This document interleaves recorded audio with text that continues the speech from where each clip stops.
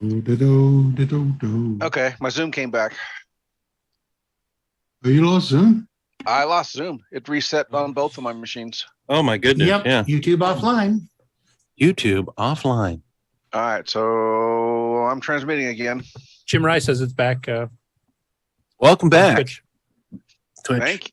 Thank you, Watching Cox. Twitch spin here. What? My guy. So that's different, actually, Mark, because originally, like, Zoom was staying good for you, and it was just the restream stuff that appeared to be bad. But it appears like you actually might have a problem on the internet itself if you're Zoom went down. 'Cause none of us went down. We were all talking to each other the whole time. Yeah. Yeah, it totally reset my Zoom here, and I'll turn this back off. So Okay, like before, if I reload the page, now it's working. So the stream broke and restarted somehow, or I'm sure it did, because it's long enough now that because I think Restream quits quicker, and then Zoom tries to hang on because like you guys froze for a while, and then finally Zoom gave up. Yeah, we didn't freeze here, but yeah. Right. So well, let's try to ram the news through here while we've got internet. Rush to the end. Yeah, I'm having trouble getting Twitch back up on this one. Oh, are we? It's available here. It shows sub Ethan now. I'm having trouble getting. Yeah, it's coming through fine on here on Twitch. Well, continue. I guess continue on. Okay. Well, let me know if I have to pause again, like if you lose it again. Okay, so Tandy, Alan Huffman, who we mentioned a couple weeks ago, was actually kind of pre-planned a whole bunch of Tandy blog entries to run through the entire month. Released a ton of them this week as part of that. So I'll just quickly go through them here. If you want to get all the details, just check out Subetha Software's site because they're all on there, and there's more coming right through the end of the month. So the first one here is color basic and string concatenation. So this is a bit of a technical one. This includes on how the concatenation of strings works differently between C and basic. And he gives a nice simple example, which basically in basic, if you did A string equals, say, 0, 1 in quotes. And you do A string equals A string plus A string plus A string. Well, in basic, that would take the original 2-character A string and duplicate it 3 times total. So you'd get 6 characters. But in C, it does the A string equals A string the first time and then modifies A string right at that point. So the extra A string you're adding on adds the complete duplicated version. So it actually ends up with 0, 1, 0, 1, 0, 1, 0, 1. So if you're kind of coming back to basic, being used to C, be aware that string concatenation actually works differently between basic and C, which actually I never really thought of, but yeah, that would cause some issues. And then Alan being Alan, he had to benchmark both methods for producing the same result because he gets into how the string concatenation works and found some surprising results, which you'll have to read the article to find out about. Next up, he goes into color basic info memory locations. Now, this is where he goes through some of the variables in the first 1K of RAM on any CoCo that BASIC itself uses, Microsoft BASIC, and that you can read and even modify. So there's like pointers, there's like background masks for colors for high-res screens, all kinds of interesting stuff in there, cassette buffers, keyboard buffers. So he goes through a whole bunch of them, and he mentions, like, he goes through the Basic Unravel book, which has some stuff here. And here he goes through specific stuff relating to variables and memory size. So he's got pointers to where the variable table is, and pointers to where the string table is, and the memory size that's on the machine, etc. A lot of pretty cool technical stuff. A lot of stuff you can peek and actually take a look at yourself. You can even do some, I don't think he goes too much in this article on it, but you can actually do some stuff like modify some of these too. So you can actually move stuff around or reserve memory without using a clear command or stuff like that. You can do some pretty interesting effects with it. And then he goes a little bit further into, this is something he's mentioned in one of his previous blogs, the mem size, which is basically 2 bytes of reserve that tells you how much free memory you've got and where the end of memory is on BASIC. And he noticed a while ago that the CoCo 3 BASIC has 1 more byte. If you do print mem, you'll actually get an extra byte available that you don't have. And he was trying to figure out exactly why this was happening and what's changed. And this actually ended up being answered by Art Flexer, the author of ADOS, ADOS 3, and ADOS 3 Extended, and William Astle, the author of LWASM, that kind of helped him figure out the mystery. Basically, it has to reserve a temp byte at the very high end of memory for doing string copies and stuff. and other things working with variables. So it needs this extra temporary byte to be able to store stuff. And the people on the Coco 3 microware, when they got involved, because the original was, of course, written by Microsoft, the Coco 3 is running in old RAM mode, and they kind of figured, well, what do you need this for? Type thing. Why are you reserving this extra byte? So on the Coco 3, they quote unquote fixed it so that it doesn't need this extra byte to do it anymore.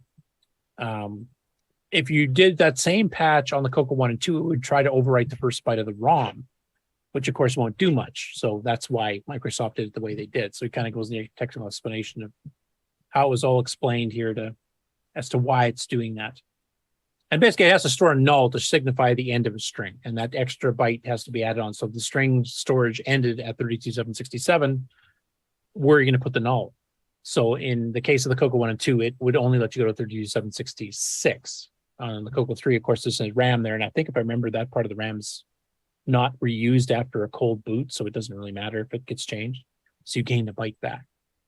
That was a pretty good deep dive into how BASIC works with strings. Next up after that, color basic string abuse, part 1. So you can tell he's getting technical here. So on part 1, it's an article on string garbage collection, essentially, and includes a sample program to show what it does and when it is triggered, which can cause unexpected pauses in programs that you're running at the time. I've hit this. If you do a text adventure game, because it's allocating and deallocating strings, if you're doing string adds and stuff together, that eventually it has to clean itself up because it's got gaps in the middle where strings have been unassigned but they're no longer being used. Now you're trying to assign a new one. Technically you've got enough free memory to do that. Because it's not contiguous in little chunks, it has to kind of like amalgamate everything together and eliminate the dead space. So it goes into a technical explanation here explaining exactly what garbage collection is doing, how it works, with some example program here that kind of lets you display the internals on the screen, which is kind of what the screenshot appears about here. And basically has an explanation of what it does. And then he figures out that if you do certain types of string concatenations, it actually ends up blowing almost twice as much memory as it should be. And then on the next article, the part 2 of abusing the strings, he actually goes into how to programmatically get around that. Like if there's a way, if you assign strings and do certain manipulations in certain orders, you can actually eliminate all this extra space that is getting blown and thus reduce the need for garbage collection so that you can prevent your program from needing to do this until way later in the game. So just with a few different programming techniques, this is not poking anything. This is not modifying any of the pointers. It's just knowing how it works. Then you know how to react to it and how to program around it so that you don't have this problem. Because basically he was hitting it that like in a 32K machine, basically if you filled up half of the strings using it just a quick and dirty way of doing it, it would actually hit the string garbage collection routine at the halfway point, roughly. And on this one now, it has to almost completely fill the string space before it starts doing that. So it's a really good programming technique to learn if you're dealing with a lot of string stuff like a text adventure game. Then he's got another multi-parter here that's going. And this is an article on the Coco ROM to RAM 64K test. Now, this one he's covered, I think, last year in Septandy, I think it was. He kind of covered the fact that, on a Coco 1 or 2 with 64K, and the Coco 3 does this right built in. If you would basically turn the CPU and the SAM to go into 64K RAM mode, normally it's a 32K RAM at the bottom, 32K ROM on the top for extended basic and disk basic. And basically, this is an explanation and sample programs for basically you switch in RAM mode, you copy the ROMs into RAM so that everything runs as if it was running in ROM mode, but you can patch basic. You can add to it. You can change it, modify it, anything you want. So this one here is he's kind of tracking down the history of the RAM upgrades and how the Dragon 64 actually did it better than the Coco does. So this is one place where the Dragon Basic actually does change quite a bit from the original Microsoft one. Because basically, if you had a 64K Coco or you had a 32K Coco, Basic did not know the difference whatsoever on the Coco Basic ROMs. You just got your 32K and that's it. The Dragon would boot up into basically a compatible mode. You'll see the print mem here is basically the same. It reserves 4 pages for graphics and the same string size of 200 bytes and et cetera, et cetera. But they added in, if you type exec right off the bat, the built-in hook for the exec actually runs a little routine that actually relocates the actual basic code and rejiggers it around so it goes up to the top of memory. Because right now, basically at 8,000 hex, I'm going to get a bit technical here, you've got your extended basic ROM, your color basic ROM, your disk basic ROM, that's 24K. And then there's 8K after that, it isn't used for anything. It just is a waste. So what the Dragon Basic does here, now this print mem here is from a cassette base, so that 8K of disk ROM is also gone. But basically, it shifts everything up, and I think Tim Linder's done this on his little basic thing we covered a few months back. But it shifts everything back up so that the ROMs are way at the end of memory, and it frees up all the room contiguously, right from the bottom at 0 up to 40K. And so now when you do a print mem, you get 40K free. And this is something I wish the Coco ROMs had built in. Even the Coco 3 ROM, that would have been nice. Especially if you're dealing with like H-Screen 2 and H-Screen 3, etc. Now, Extended Basic, Super Extended Basic does take some, extra room up there. But it still has that bug where you can't do a P-Killer 0. So you would still have to blow 1.5K for, the graphic stuff. So would have been nice if Micro had patched it so you can actually do a P-Clear 0. Because if you're using high-res modes on the Coco 3, that memory is all external to the 32K anyway. And you could have gained that back and made a bigger basic program. But anyway, he goes through here and kind of goes to history. He explains how the Dragon did it different with that. And then basically, the ads were like, if you want to use 64K, you have to use assembly language or you have to use OS9, which required it. And then he did a follow-up, part 2. And this is where he tries to delve into the history, like who did this ROM to RAM patch first. And as far as he could tell, it looks like it was the Frank Hogg. Actually, if I remember correctly, when we interviewed Frank, I think he said his brother or nephew or somebody, another one of the Hoggs, is actually the one who actually wrote the actual routine. And it's escaping Richard. That seems to ring a bell. I'm not sure if it's right, though. And basically, I do have this actual article in one of my actual back issues of Color Computer News here, which is basically, it does a 64K RAM test, and also will be able to copy the ROMs to RAM so you can patch and modify them. Now, I was trying to recall, but I think there was an article in the World 68 Micros, 68 Micro Journal, I should say, which is a magazine that was actually available for 6809 since the chip first came out. So this is way before the Coco. This has been published, months and months before the Coco actually came out from Radio Shack. And they were really good at doing the really technical stuff very, very early on. This is before Rainbow, before Color Computer News, before any of the Coco magazines came out. And I think they had an article on doing this even before Frank did. I don't know if it did the full copying of the ROMs to RAM or just did the testing, but they were way ahead on copying cartridges to disk or tape and doing a bunch of other things. So I think they might have had an article. I was going to take a quick look and see if I could find it because the entire run of that magazine is on the Internet Archive. Unfortunately, I didn't get time to do it, but if I do get a chance to, I'll let know. I'll let Alan know if it actually was done earlier than Frank Hogg, but basically this goes through the history of it. And then he talks about, there was an article in Rainbow that did it too. And then he talked about a version that he published on his page earlier that actually sped up the copying. Not really all that useful because you usually only do this once per boot, but there's some definitely faster ways than the original article showed. So that's Alan's contributions just this week. And like I said, he's planning on almost one a day right through the rest of September. So. Okay, next up. This is Alan AC's 8-Bit Zone again. And if you take a look at this case here for a Coco 1, you'll see there's a blemish on the right-hand side, right over here. And what had happened here, if you've taken apart a Coco, you'll know that there's two different lengths of screws. There's the short ones for the front, and there's the long ones for the back. And this is what happens when you put a long screw into a short hole. It starts to push right through the plastic. So he was deciding he's going to try to fix that using heat. And it helps a bit, but it doesn't really solve the problem. And I'll show me here as he's going. So that's a little heat gun. So the air is set very hot. It's a few hundred degrees. Is that loud enough to hear? And I'm just going to look for a little bit of change. Oh, there we go. Soft. I'm melting paint. Oh, yeah. It's a 45 RPM adapter. Okay, so I did manage to flatten it. Get it a little hotter.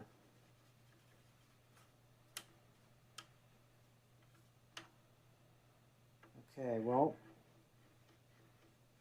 I think I'll stop right about there. It is much flatter. We'll go a little more. Now the paint's bubbling. Causing some bubbling in the paint, Yeah, I was but waiting for that. Oops. the plastic is a little bit more mashed down now. I Sanding, think we'll call it quits.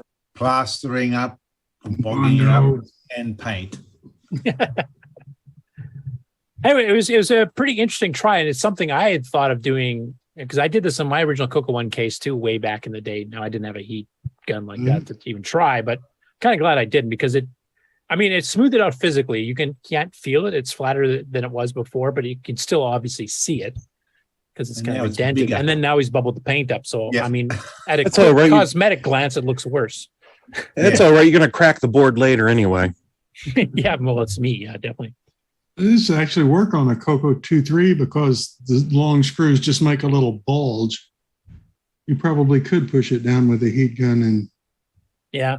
Actually, Frank actually mentions in the chat here, our guest earlier today, he said, yep, heat will help depending on how bad it is. And he said, you should always heat from the underside. I was thinking that, yeah. And then just, you kind of push it flat, I guess, because then you're not damaging the paint on the outside and lifting Yeah. the paint off. So, yeah, that's a good tip. I've never really tried any of that stuff. So, and to be honest, I'm not a collector of the physical thing as a collector's item where I want it to be pristine. Like my Cocos look well used because they are well used. I don't care what they look like as long as they function. That's my important. But for collectors, this is definitely something. That one looks good, apart from that blemish and now bigger blemish. Yeah, but it is flatter. I mean, it's not as sticking out like it was before. So Or I can see it better now.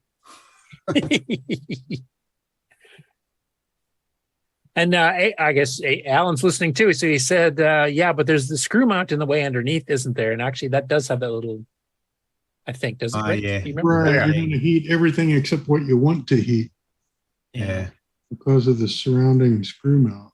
I guess just 3D print a new case and say screw it, I guess. That's what you Well, it's a nice spot. You can sort of sand it and flatten it and paint it He's black. going to and sand it, yeah. Sand it, bog it up, and repaint it. And even if you use silver, it doesn't have to match perfectly because you got the body No. crease, if you will, to hide the shade. And then 3 years from now, you'll put that long screw in there again. Yeah, that would be what I would do. Except it wouldn't take me 3 years. Frank is saying you can heat it from the side of the post. Obviously, he has some experience doing this because I didn't know any of this stuff. But. Right. I would just sand it. Anyway, I like the one thing I've noticed that we've had a few videos recently where the people are like learning as they go, whether it's software, hardware, where you're showing the entire thing, the process. You're not just, wrecking 4 computers and then showing the pristine one you did at the end type thing. Like this is raw, real life, folks. Right. So you're learning from other people's mistakes, which is my favorite way of learning anything because I hate making mistakes. Well, you don't have time to make them all yourself. Yeah, you sit here and watch that and go, oh, yeah, I'm not going to do that. Yeah. Anyway, it's good as an educational thing. I mean, you kind of learn what works and what doesn't. A couple more comments. Frank says he's done this once or 30 times. And Alan, he said he likes Nick's proposal. Sand, Bondo paint, accidentally put the long screw back in, rinse and repeat. Are you going to show the talking Coco? The one with the big gap in the top? Oh, Above, yeah. above the keyboard? Yeah, we showed that last week, didn't we? Yeah, I last think week. so. We saw it, yeah. Now, I wonder if you could heat that up and bring that back. No, You know? No, that's pretty well wrecked. that's pretty Actually, you well just reminded gone. me of something I was going to put on here and I totally forgot on the Game On segment. I'll mention it now. For those of you who watch the Amigos, because of Septandy, they actually have done a couple live streams on Friday nights now. In fact, it was competing with the Game On Challenge. Of Coco streams just to be part of Septandy. So last week they did the Tom Mix games. This week they were trying to use the sound speech pack because Aaron had just picked up a multi-pack and a speech sound pack. So they did a live stream and I was quickly throwing some suggestions because they're going to be reviewing Interbank Incident as their next game. And that actually does use a speech sound pack for sound effects and stuff. So we were getting them to run. They ran a couple stuff like Gantlet and a few others that have speech. F-16 Assault actually has some sound effects like when the missiles shoot up. That is a whoosh, type sound effect. Did it work? Yeah, it did. It took them a bit to get all the hookups to work properly to stream it. But they did eventually get it working. Now they were trying to get Pitfall 2 to work, and it would it would load the splash screen, that big stop sign to check your color. And then you hit enter and it does testing 64K of memory. If it succeeds, it says loading program and would freeze. And I know they have a 609 in there, so I thought, well, maybe that's the problem. And I do know there was a patch with the Coco 3 as well, because the original Coco 1 and 2 version as sold in Radio Shack did not work on the 3 because I think the memory test overextended, overwrote the vector page RAM that BASIC uses and just crashed it. But Nick Morani's actually solved the problem. It's one of those rare games that you cannot run with STC DOS. Right. You have to do the run at 1 to preload. Like you have to mount the disk first using STC. And then you have to do the run at 1 to reboot the Coco into disk basic 1.1, like raw disk basic with no mods. And then it does run properly. So hopefully they'll get a chance to try that later on, because it's honestly the best show off piece for the sound speech back, because it actually has full blown background music running in it. I was kind of disappointed that we weren't able to get that running, but I totally forgot about the run at 1. But thank you, Nick, for solving the problem, because I actually did get it to run here. I tried it. Hey, next one, Dragon MPI. So this is Henry Reitfeld, and he actually hooked up a multi-pack. We were just talking about that, and he hooked up some hardware to it, which in this particular case here is a dual floppy drive system, a speech sound pack, and the Coco STC all running off of a Dragon. So the multi-pack is hardware compatible with the Dragon. You just plug it in, and away you go. I'll play part of it, but go ahead. Is that Rick or somebody had a comment? This is just a quick video showing you guys my Canon Dragon with a dual floppy drive, SDC, and speech sound cartridge all connected at the same time using an MPI. So I have my floppy drive in slot 4, my SDC in slot 3, and my speech sound card in slot 1. I have the MPI set to slot 3, so when I start the Dragon, I start off with the SDC, but I can switch it over to the disk drive by just typing run disk. And now I'm using my disk drive with Super DOS.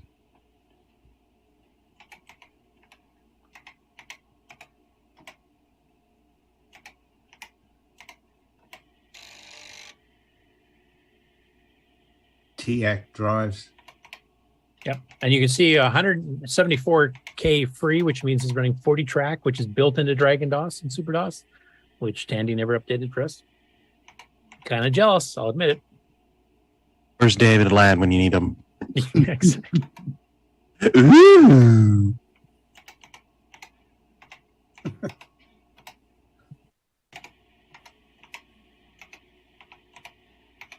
And this is actually one of the games we tested on the Amiga stream to test the Sound Speak Back Module Man by Spectrum, which actually had an official Dragon release. Use my joystick.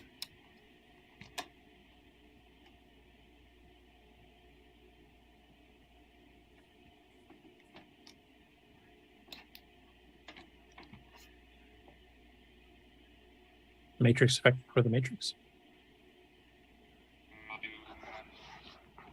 I don't know if you guys heard that, but it said Module Man with that typical sound speech back. I thought what it said was. Stephen Hawking. That's a pretty good translation, actually. But yeah, this is one of the ones they did on the Amiga stream that if you want to catch it, it's on Twitch on their channel. You can actually just go under videos on their page and it'll show up. I'm assuming they'll be releasing that to YouTube fairly soon if they haven't already. I haven't checked today. But it was about an hour long of going through some stuff with Interbank and a few other things. Now that I've found the solution for Pitfall 2, hopefully I try that, because that is, like I said, is probably the best showcase for it, because it actually does the music. Everything else, almost everything using Sound Speech Pack, there's like 30 or 40 games that did. Most of it is speech only. Like, just reads stuff on the screen, which to me is cute the first couple times, and then after that, who cares? The only ones I can think of that use it for things other than speech is Interbank Incident, F-16, and Pitfall 2. Yeah, where they actually do sound effects, or in the case Pitfall 2, sound effects and music. And pretty much Interbank Incident has no sounds other than that little ding at the beginning if you don't have a speech sound pack. Yeah. Yeah. Whereas on the speech sound pack, say you go out to that raft or that ferry on the ocean, you actually hear the ocean running in the background stuff. So Otherwise, it's completely silent after that one little ding at the beginning. yeah, except for swapping discs because it's 3 freaking discs you have to swap between to play it. Well, or you just run the hard drive image on your Coco SDC. Bingo. That's the problem. Steve Hawkins emulator. Yeah, I think you called it that during the stream, didn't you? Yep. Anyway, it's cool that the multi-pack is I don't know how popular even homegrown multi-packs for the Dragon were in the UK. I think they're pretty rare. Karen, if you're still on in the chat there, let us know. But I don't think that was a common thing to have. Disk drives were rare enough. Never mind a multi-pack with disk drives or speech sound packs or some of this other stuff. So there was definitely an opportunity for Tandy in the UK to sell hardware peripherals to the Dragon people because they actually did work. No, he has a plug-in power. Next controller. I wonder. It's got the plug-in power module there and the electronic book. Well, I wonder if it works on the Dragon. Well, that's good. And their power, because plugs into the AC line to do its talking. Yeah, the power might be the one issue there, actually. Well, that's a Tano Dragon, so you're okay. Oh, yeah, in this case, yeah, he would be. You're right. But yeah, if you're... Well, no, we're talking about the plug-in power unit. It has to plug into the AC current to talk to all the X10 units. And it's 220 volts over in the UK. Yeah. And I thought this guy was in Canada with a Tano Dragon. In Canada. Yeah, he is. Yeah, this is Henry Reichfeld. He's in I'm just stupid. Ontario in Canadian Power, same as the state. Yeah, no, it's 110. Yeah. I wonder if they did make one with higher power. We didn't get it down in Australia. Like, did you get any X10 stuff down there, Nick, or was that something unique to North America? Yeah, it's unique to America. Okay. Would have been upside down anyway. You know that thing has worked on my computer for all these 30 some years, you know, that I've tried it. It's amazing. Yeah. So this here, Vintage Geek, part of their Septandy, or his Septandy, I should say, did release this video called Exploring the Color Computer 3. And I did do some comments. He's planning on doing a follow-up. He finally got a CM8. He even has a door on it. I'm just so jealous. Yeah. Now, he did try to run the XPad, which didn't work. And that's because the XPad requires 12 volts. And the Coco 1 had 12 volts, but the Coco 2 and 3 did not, unless you added a multiplack. I think that did supply the 12. So he's got an expensive riser there, too. In the box. He does have the one-button mouse that you were showing off earlier, though. Yeah. Ron. That's true. And he's got an FD502 drive with the controller with the non-ribbon cable, the kind of rolled up one. So he's actually got a 40-track double-sided drive in there too. So the drive is on the weird side. What do you mean weird side? Yeah. I always put the on the right-hand side. Oh, yeah. Well, because he had the roundy cable. Yeah, because then you can just kind of bend around easier. Anyway, I'll play the intro here just so you can kind of get a feel for his show. If you've not watched it before, it's a 20-minute video, so I'm not going to play the whole thing, obviously, but he goes through and tries a couple of things. He tries Color Computer Artist, which if you're going to show off a mouse, that's probably not what I would have picked. He does have a high-res joystick interface. Obviously, if you had Color Max or something like that. Now, I did talk to him in the comments, and he does have a Coco SDC. And I said, there's a ton of better software to demo some of the stuff on the SDC. Just hit the Color Computer, get Color Max Deluxe, because he's got 512K in this machine. Yeah. And, there's a bunch of other stuff you could try running for some of this other stuff, too. So he definitely is planning a follow-up video. He has a multi. If you watch the channel at all, you're probably aware that I'm a big Tandy fan, especially the Color Computer line. So it's with great excitement that I'm going to cover the Color Computer 3 today in honor of Sep Tandy on Vintage Geek.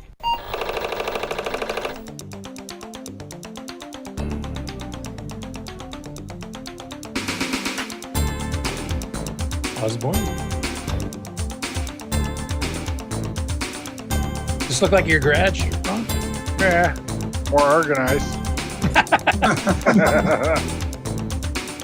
Odyssey 2.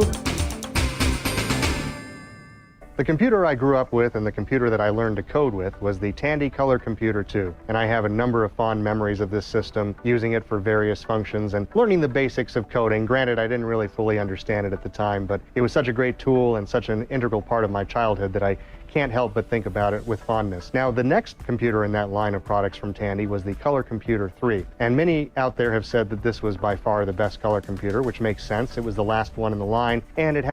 Anyway, I'm not going to play the whole thing here, but you get the idea. Anyway, it goes through a lot of pretty cool stuff, especially if you're new to the Coco 3. Also, Frank is mentioning the chat here. He's local here, so I guess he's from the Toronto area. So if we do get our VCF in Toronto here, we might be able to meet him in person. It's funny how you say it's local and you live thousands of miles away still. That's like everyone in Australia is Nick's neighbor. Yeah, exactly. Yeah. People think that of Canada, even though we're bigger than the US. So It's funny. Just down by the Tim Hortons. Yeah. yeah, store number 4012. It's just like saying the nearest Radio Shack.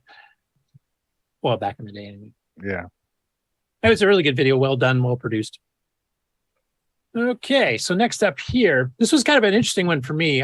This guy named Albert Marsh in his Tandy videos doing a video on a Coco 3 extended basic game he wrote when he was young and was published in Rainbow in the August 1987 issue, and it's one of the earlier Coco 3 games. And this is one I've actually played. It's basically a shooting gallery one where you move your gun on the bottom with the joystick and you shoot up, but he has a nice visual effect he did for when you hit the opponent. It goes from a happy face to a frowning face and then sinks into the ground. And actually, we've been talking back and forth a little bit. He actually got into OS 9 and stuff later. I had to plug that again.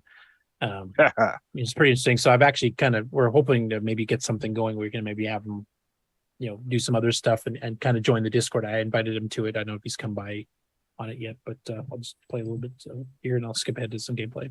The first computer I got was a Color Computer 1 that my father had gotten on clearance from Radio Shack. It had 16 kilobytes of memory, and everything I would type in would be gone when I turned it off. I remember doing a breakout game that I kept the computer on for a couple days, and I was so impressed with what I could do with this. Initially, I got a cassette recorder. Is that loud enough? Then I got a Color Computer 2. It's soft, drive but from Tandy. I can hear it. Then a Color Computer 3, a CM8 monitor, a Disto 2 controller, a hard. I'll fast forward here. So this is the Rainbow he got game published in. They had seen my program in this magazine, and they laughed at the fact that there were happy or square happy faces on the screenshot. I indicated to him, well, of course, this shows some of it, but not the whole game. And what I really liked about doing with the graphics of Coco 3 is the color palette I had. I thought it'd be great if I had a happy face that would frown and turn brown when you shot it, and that's what my program does.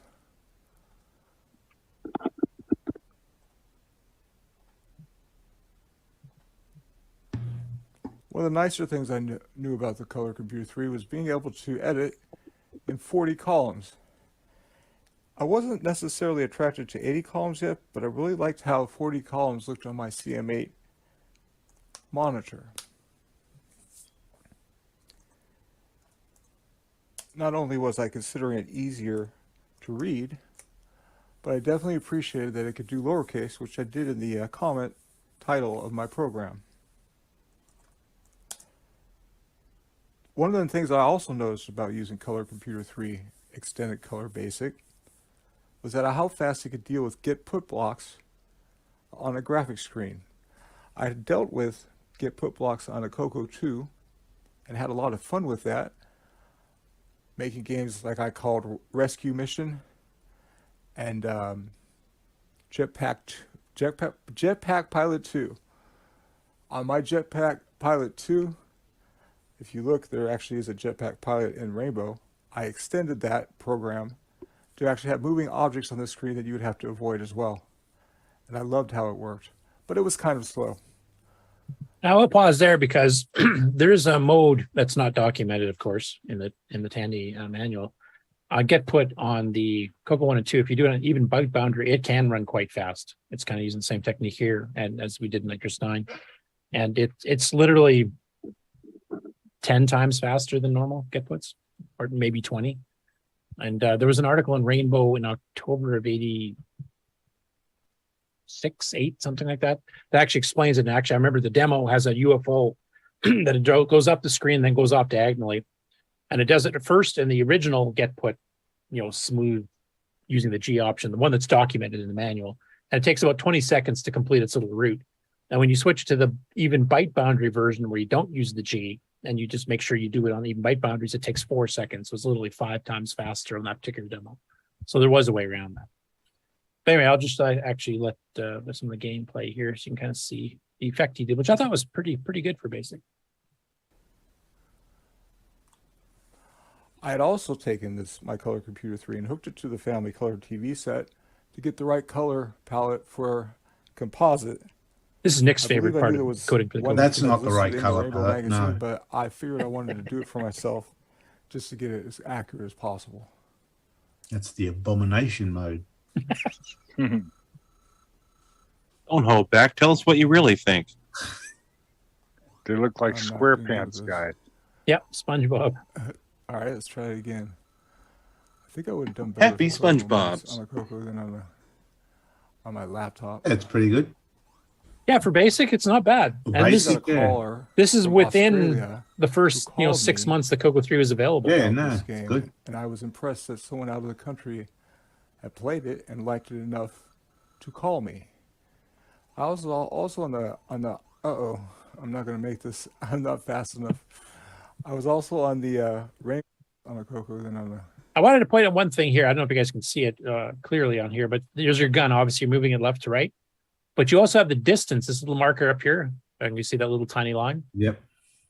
You actually use the Y position of the joystick, how far your shot goes. So you can't just randomly shoot like Space Invaders and it'll eventually hit something. You have to range it, which makes the game a bit more challenging to hit the faces because you have to get it within the range it actually will hit, not go past it or come up short. So that was a pretty cool game mechanic to add into it too, make it more challenging. I like it. Anyway, it's a pretty cool game. If you want that particular issue, August of '87 of Rainbow is available on the archive, so you can actually download it, have to type the whole darn thing in and give it a shot. And yeah, like I said, I'm kind of going back and forth with him. I'm hoping to get him to join our Discord and maybe even join the show at some point. So thank you to Albert for that, part of Tandy. Next up, we have color computer programming. This is one that we've been covering for quite a while. He's the guy who's kind of learning basic as he goes and sharing the experience with you. And occasionally he does live streams. I haven't been able to catch one of those yet. But he's been working on a virtual piano preview. Just using solid basics like play commands and put commands to draw the musical notes here. I won't play the video. It's 20 minutes or it's almost 20 minutes long. But he's kind of just figuring out. This is the first time he's really used P mode 4. Like when he was younger, he always did P mode 3 because you had 4 colors. Coarser, pixels. You have 120 pixels across in a Coco 1 and 2. This is the first time he's actually tried using it specifically as a 256 pixel wide mode for P mode 4. So he was quite impressed with some of the details that you get. Now, obviously, this is on VCC, so you're getting like crystal clear. You're not getting as artifacting like you would on a real one. You get some fringing on there, so it wouldn't look quite as clear, but pretty close. And basically, he hasn't got the program finished yet. He just got the first 3 notes working, so you just hit a key and it plays the note and moves the little musical note itself between the keys that you're hitting. So check that out. Like I said, he's been learning. I've been sending him a lot of feedback. Alan Huffman, I know, is a fan of his stuff too, because it's kind of fun. It brings back the memories of actually going through the manual and figuring out stuff myself at the time. It kind of rekindles those old memories of the whole learning process of going through the color basic and extended basic manuals. Without doing their boring, sample programs, you're actually doing something a bit more fun. Next up, we have Mikey Furman. I don't know if he's still in the chat. He was very early on. He's probably completely asleep by now. Oh, he did call it snoozy newsy. Yeah. So at any rate, he's ended his video log number 4. Now, last week we covered the fact that he was going through, and David Ladd would have liked the fact that he recovered some of his old discs using fancy grease weasel stuff. But he had recovered some discs that did his desktop publishing he wrote when he was 13 for the Coco 1 and 2 that combined, I think, 8 graphics pages, up to 8 graphics pages to make a newsletter. And what he discovered going through some other discs that were unlabeled, he found some sample files that actually, had something to show. So this one, he decided to make a brand new newsletter, modern day, and actually shows the program running. Now, he actually called me out in the comments here, saying, and contrary to what L. Curtis Boyle said, and he spelled my name wrong, this thing is super slow, but hey, I was 13 at the time. And he said, yes, I knew it. He's 6 and I assembled back then. I knew that ASM was faster than BASIC, but it's a fairly complicated program. It had, variable fonts and all kinds of stuff in there. I won't play the video. I'll let you guys go check it out because it's 25 minutes long almost. But it actually shows the rendering part, where it's actually creating the final, combined screen to send out to the printer. He explains how the printer works, because the screen is done, every bite you poke on a screen or peek on a screen is going horizontally, but on most printers, dot matrix printers, times you had to work vertically, so you're going the completely opposite direction, which is a bit more complicated. You have to mask bits in and out and all kinds of stuff and read multiple bytes to make one little tiny vertical chunk of pixels. Maybe I'll show just a little bit of it here. That's kind of a summary. Here is doing some text stuff that he did with TS Edit, daily program that Rick Adams is a huge fan of, because it's basically, why am I blanking? Not Emacs. What's a VI? It's basically a VI clone.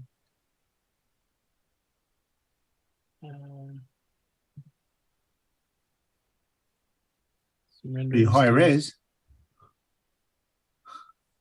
That's actually the window. Oh.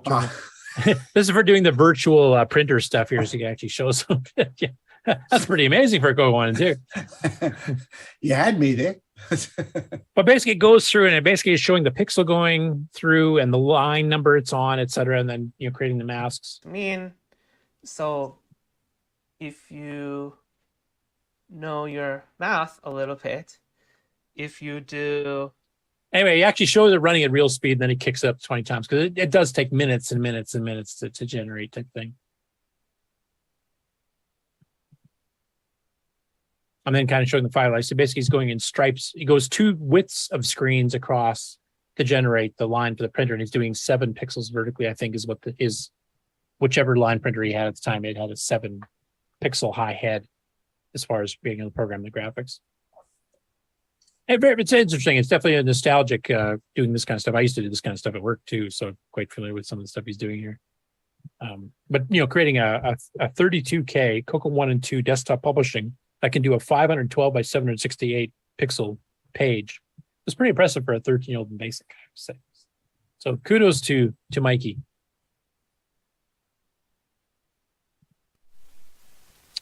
Next up, Canon Canadian Retro Things, who's en route back to the Vancouver area, which is why he's not on the show today.